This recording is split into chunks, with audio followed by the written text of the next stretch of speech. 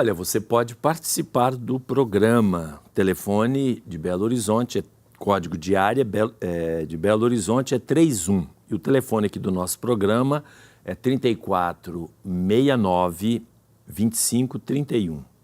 Também o facebook.com/questões.de-fé. O WhatsApp 996-428-473. O e-mail questõesdefé@tvhorizonte.com.br, ou seja, há muitas formas de participar. E o programa também vai para o mundo inteiro, né? É impressionante, pelas redes sociais, pela internet. Então, se você está no seu celular, no seu iPad, iPod, no seu tablet, no seu computador, enfim, qualquer coisa, digite lá www.tvhorizonte.com.br/questões de fé e vai cair no programa agora sendo divulgado, sendo transmitido ao vivo para qualquer lugar.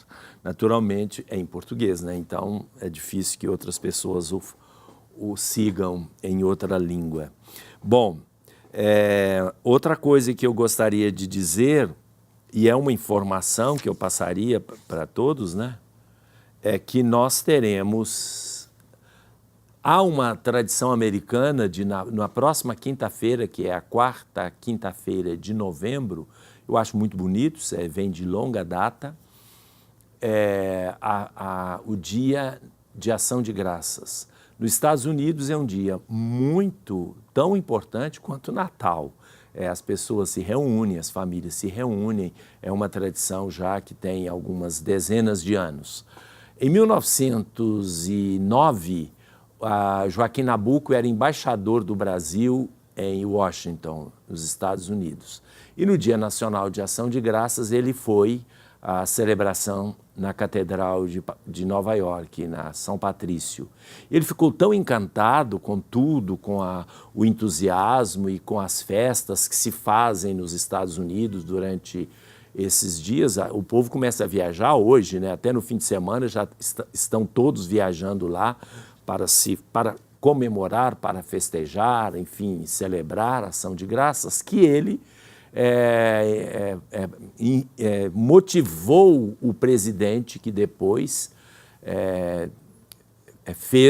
decretou exatamente o Dia Nacional de Ação de Graças em 1940, eu não sei se foi 49, uma coisa desse tipo, mas no Brasil não pegou muito, não.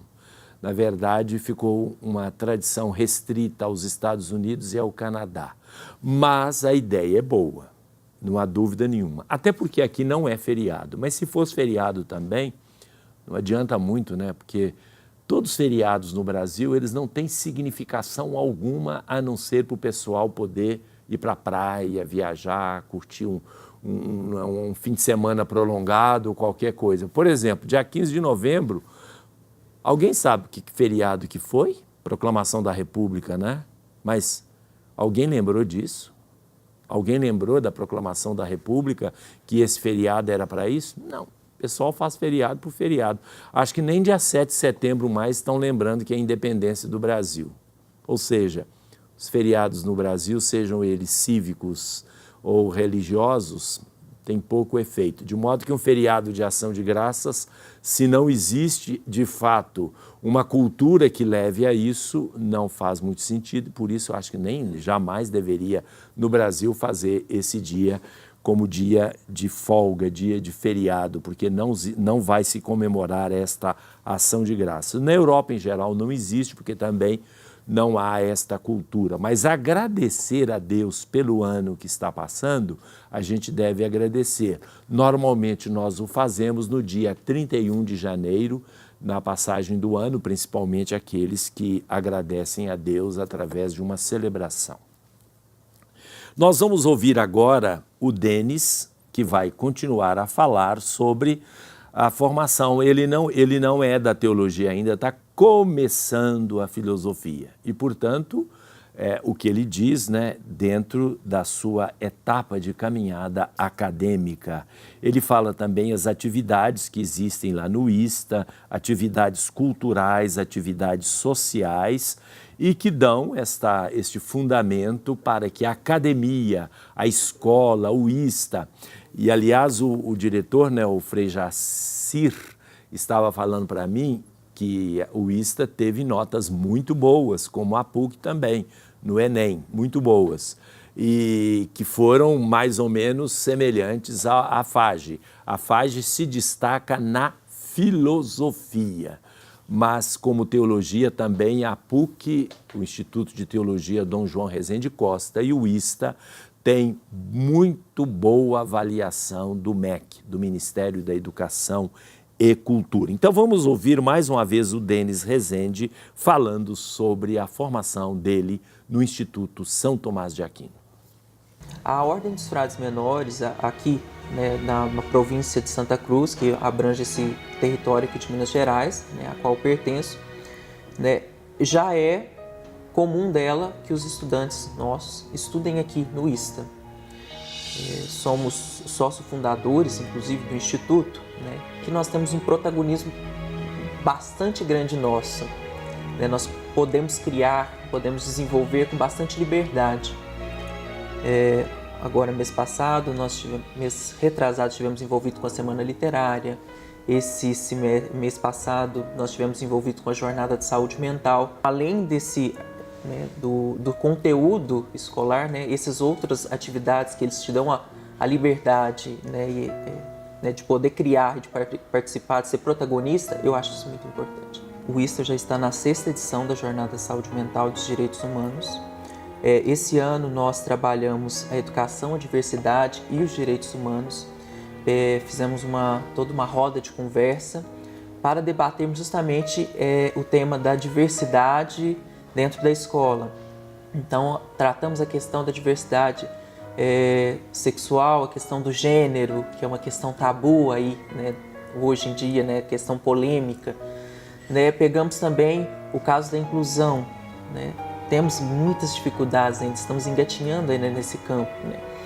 E também, né, a questão racial, né?